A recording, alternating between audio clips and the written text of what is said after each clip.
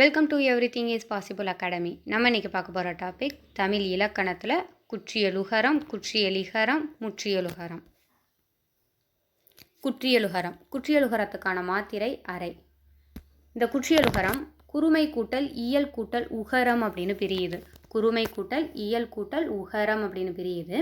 இதில் குறுமை அப்படின்னா குறுகிய அப்படின்றது பொருள். குறுமை அப்படின்னா குறுகிய அப்படின்றது பொருள். இயல் அப்படின்னா ஓசை.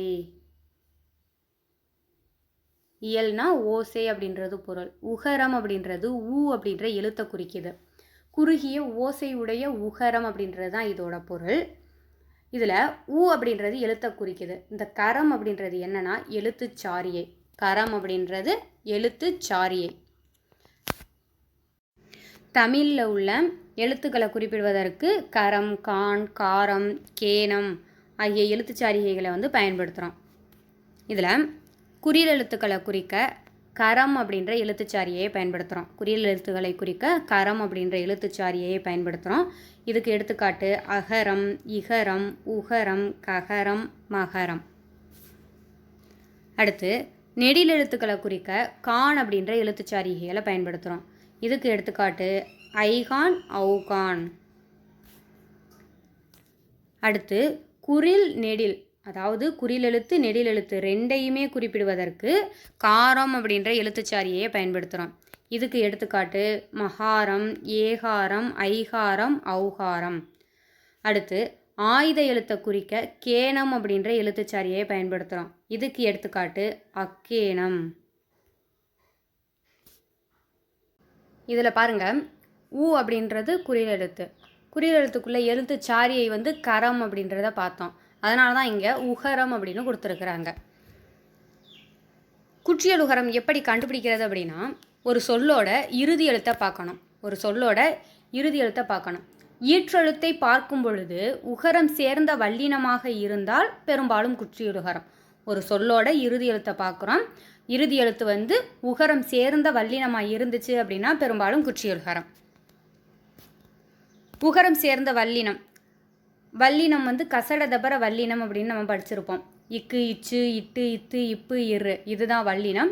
இந்த வல்லினத்தோட ஊ அப்படின்ற இந்த எழுத்து சேரும் பொழுது குசுடு துபுரு அப்படின்னு இந்த 6 எழுத்து கிடைக்கிது. இந்த 6 எழுத்தும் ஒரு சொல்லோட இறுதியில் வந்துச்சு அப்படின்னா பெரும்பாலும் அது குற்றியலுகரம். இதுக்கு எக்ஸாம்பிள் பார்க்கலாம். காசு, எக்கு, பயறு, பாக்கு, பாட்டு, பந்து, இது எல்லாமே குற்றியலுகரம் தான். நம்ம என்ன பார்த்தோம்? குற்றியலுகரம்னா ஒரு சொல்லோட இறுதி எழுத்தை பார்க்கணும். அந்த இறுதி எழுத்து உகரம் சேர்ந்த வல்லினமாக இருந்துச்சுன்னா குற்றியலுகரம் அப்படின்றத பார்த்தோம்.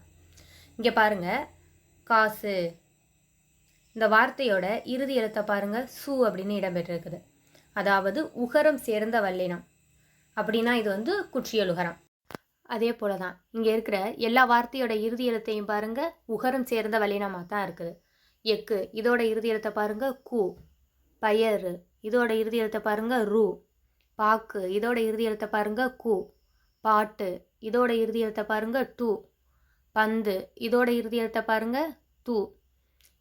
இது எல்லாமே குற்றியலுகரம் தான். அதாவது இது எல்லா வார்த்தையோட இறுதி எழுத்துமே உகரம் சேர்ந்த வல்லினமாக தான் இருக்குது. ஸோ இது குற்றியலுகரம். சரி, எதுக்காக நாம் இதை குற்றியலுகரம் அப்படின்னு சொல்கிறோம்? இப்போது ஒரு 3 வார்த்தையை எடுத்துக்கிடுவோம். குழந்தை,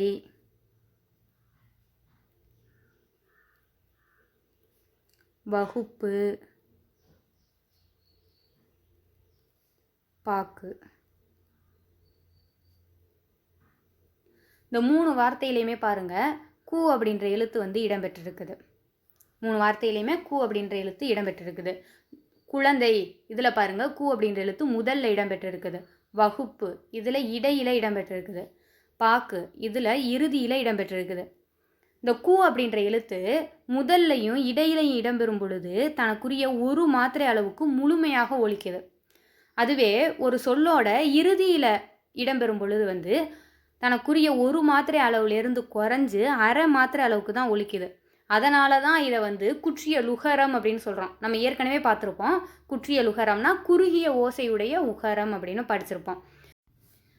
அப்படி இந்த 6 எழுத்துமே ஒரு சொல்லோட இறுதியில் வந்துச்சு அப்படின்னா தனக்குரிய ஒரு மாத்திரை அளவுலேருந்து குறைஞ்சு அரை மாத்திரை அளவுக்கு ஒலிக்கும், குறுகி ஒலிக்கும். அதனால தான் இதை குற்றியலுகரம் அப்படின்னு சொல்கிறோம். அடுத்து குற்றியலுகரத்தோட வகைகள் பார்க்கலாம்.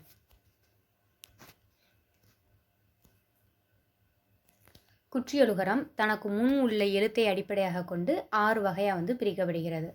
இதை வேறு மாதிரியும் சொல்லலாம்.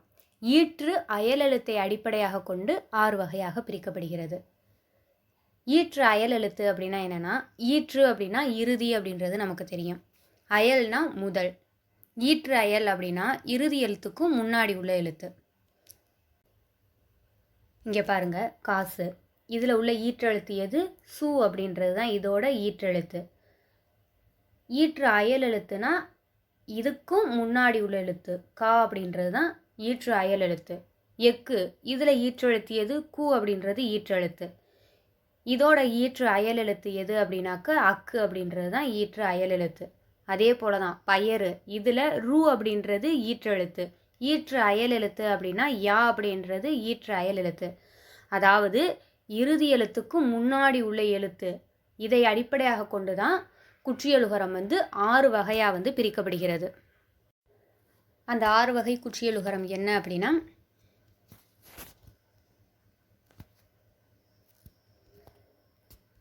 நெடில் தொடர் குற்றியலுகரம், ஆயுத தொடர் குற்றியலுகரம், உயிர் தொடர் குற்றியலுகரம், வன் தொடர் குற்றியலுகரம், மென் தொடர் குற்றியலுகரம், இடைத்தொடர் குற்றியலுகரம்.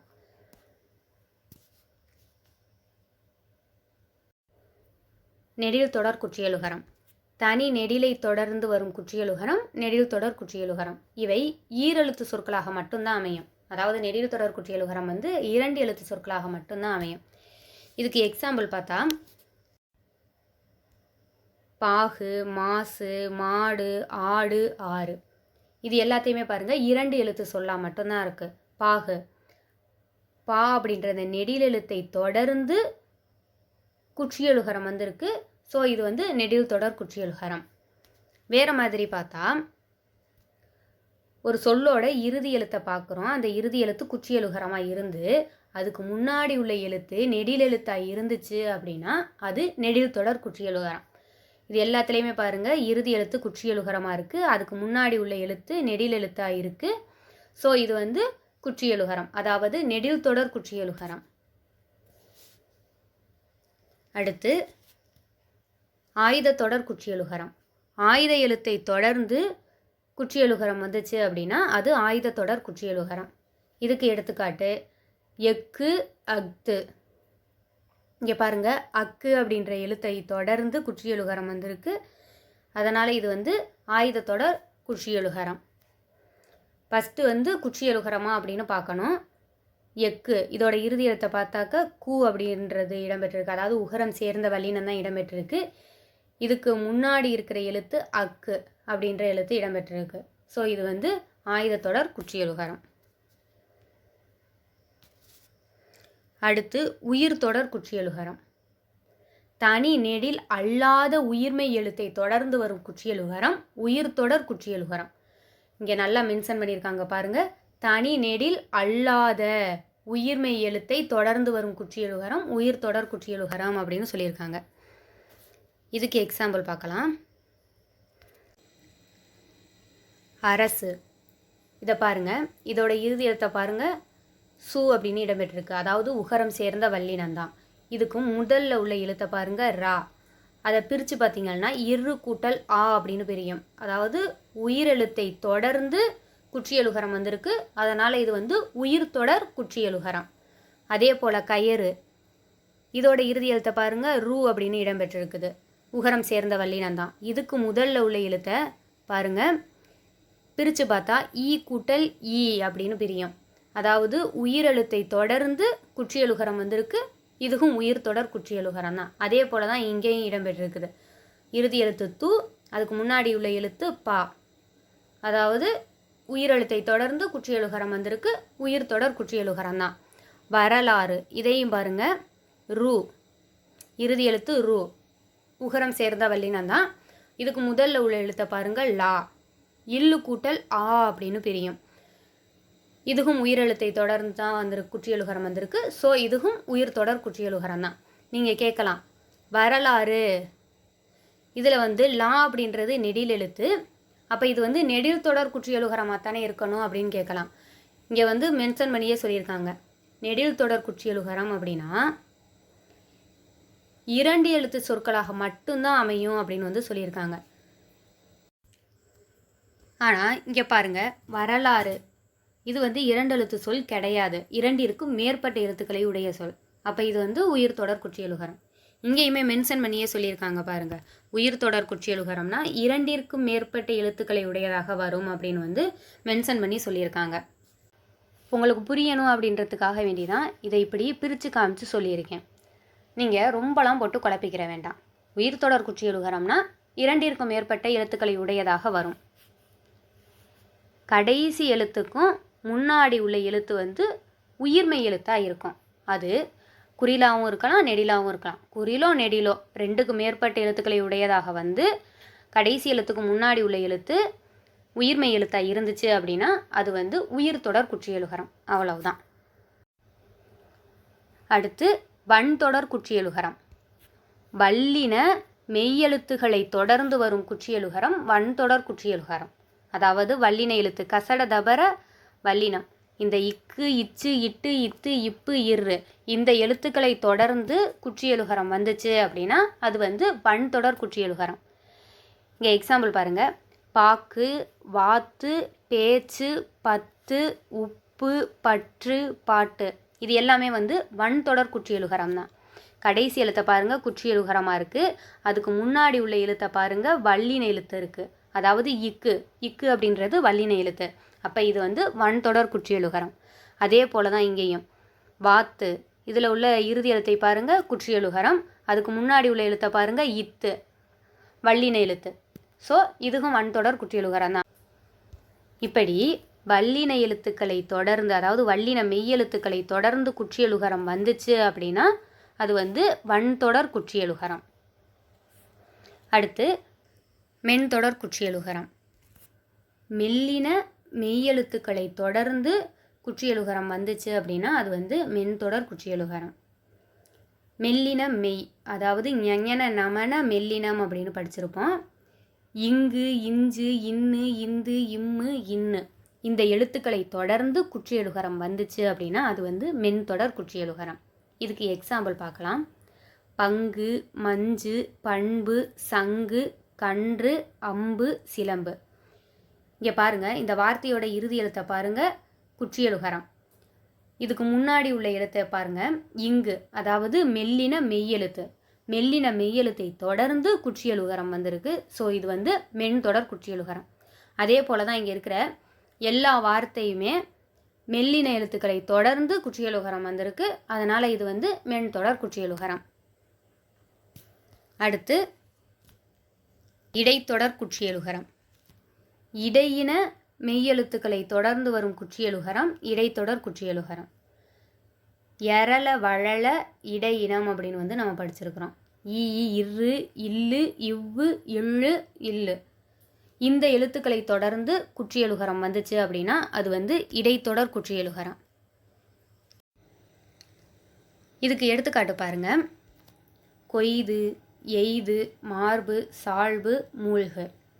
கொய்து இதோட இறுதி எழுத்தை பாருங்க குற்றியலுகரம், இதுக்கு முன்னாடி இருக்கிற எழுத்தை பாருங்க ஈ, அதாவது இடையின எழுத்து. இடையின எழுத்தை தொடர்ந்து குற்றியலுகரம் வந்திருக்கு, அதனால் இது வந்து இடைத்தொடர் குற்றியலுகரம்.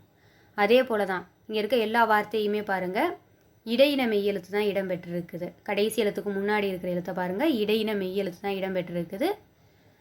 இடையின மெய்யெழுத்தை தொடர்ந்து குற்றியலுகரம் வந்திருக்கிறதுனால இது வந்து இடைத்தொடர் குற்றியலுகரம்.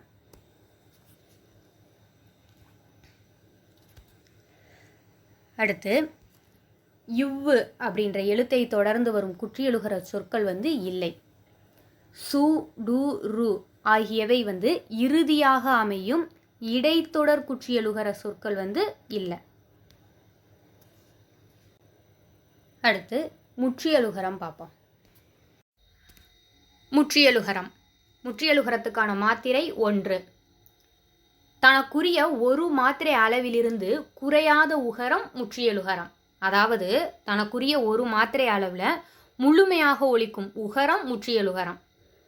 இது எங்கே இடம்பெறும் அப்படின்னா, தனி குறில் எழுத்தை அடுத்து வரும் வல்லின உகரம் தனக்குரிய ஒரு மாத்திரை அளவில் முழுமையாக ஒலிக்குது.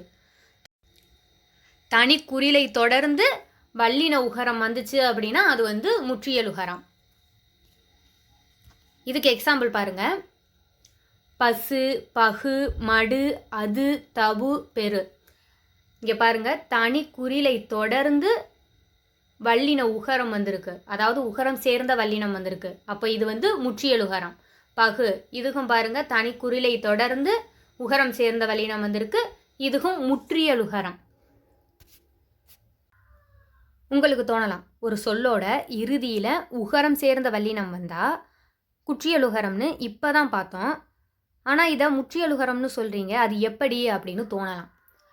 நான் குற்றியலுகரம் பார்க்கும்போதே மென்ஷன் பண்ணி சொல்லியிருந்தேன். ஈற்றெழுத்தை பார்க்கும் பொழுது உகரம் சேர்ந்த வல்லினமாக இருந்தால் பெரும்பாலும் குற்றியலுகரம் அப்படின்னு சொல்லியிருந்தேன். நீங்கள் ரொம்பலாம் குழப்பிக்கிற வேண்டாம். தனி குறிலை தொடர்ந்து குசுடுதுபுரு வந்துச்சு அப்படின்னா முற்றியலுகரம். தனி குறிலை தொடர்ந்து குசுடுதுபுரு வந்தால் மட்டும் முற்றியலுகரம். மற்றபடி ஒரு சொல்லோட இறுதியில் குசுடுதுபுரு வந்துச்சு அப்படின்னா அது குற்றியலுகரம் தான். தனி குறிலை தொடர்ந்து குசுடுதுபுரு வந்தால் மட்டும்தான் முற்றியலுகரம். அவ்வளவுதான். அடுத்து வல்லினம் அல்லாத உகரங்கள் எப்போதுமே முழுமையாக ஒலிக்கும். வல்லினம் அல்லாத உகரம் எப்போதுமே முழுமையாக ஒலிக்கும். அதாவது மெல்லின உகரம் மற்றும் இடையின உகரம், இது ரெண்டுமே ஒரு சொல்லோட இறுதியில் வரும் பொழுது முழுமையாக ஒலிக்கும். இதுக்கு எக்ஸாம்பிள் பாருங்க.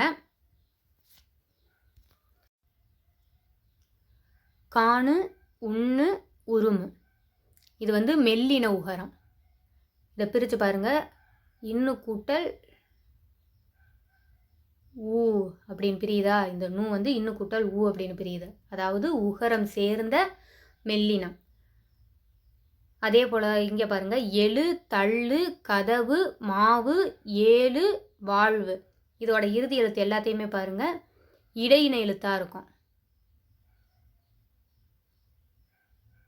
இந்த லூவை பிரித்து பாருங்க. இல்லு கூட்டல் ஊ அப்படின்னு பிரியும். அதே போல் தான் இங்கே இருக்கிற எல்லாமே. இது இடையின உகரம்.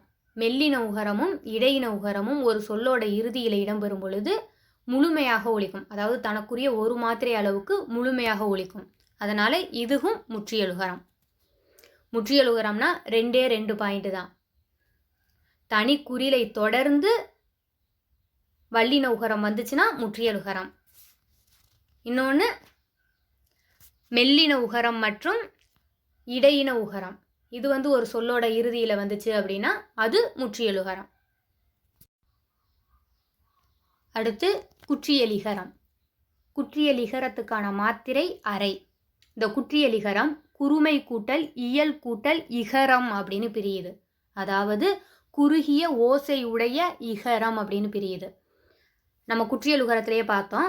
குறுமை அப்படின்னா குறுகிய அப்படின்றது பொருள், இயல் அப்படின்னா ஓசை, இகரம் அப்படின்னா ஈ அப்படின்ற எழுத்தை குறிக்குது. இங்கே பாருங்க.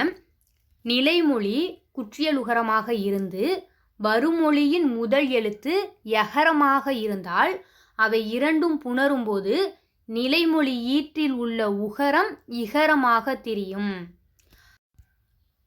அந்த இகரம் தனக்குரிய ஒரு மாத்திரை அளவில் இருந்து குறைந்து அரை மாத்திரை அளவாக ஒலிக்கும். இது குற்றிய லிகரம். இதுக்கு எக்ஸாம்பிள் பாருங்க. கொக்கு கூட்டல் யாது.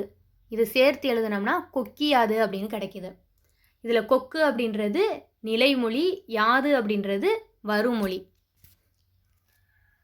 நிலைமொழி குற்றியலுகரமாக இருக்குது. வருமொழியோட முதல் எழுத்தை பாருங்க யகரமாக இருக்குது.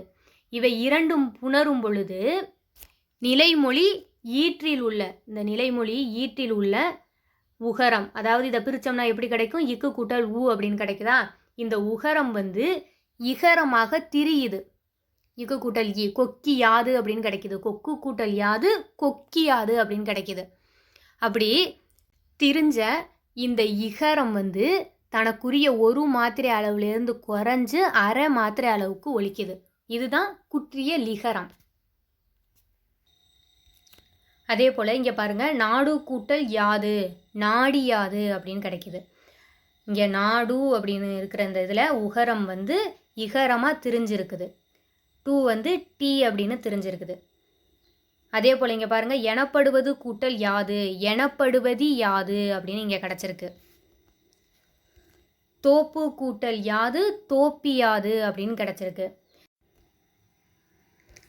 இதில் நல்லா பாருங்கள், எது ஒரு மாத்திரை அளவுலேருந்து குறைஞ்சி அரை மாத்திரை அளவுக்கு ஒலிக்குது அப்படின்னா கொக்கியாது. இதில் கி அப்படின்ற இந்த எழுத்து தான் ஒரு மாத்திரை அளவுலேருந்து குறைஞ்சி அரை மாத்திரை அளவுக்கு ஒலிக்குது.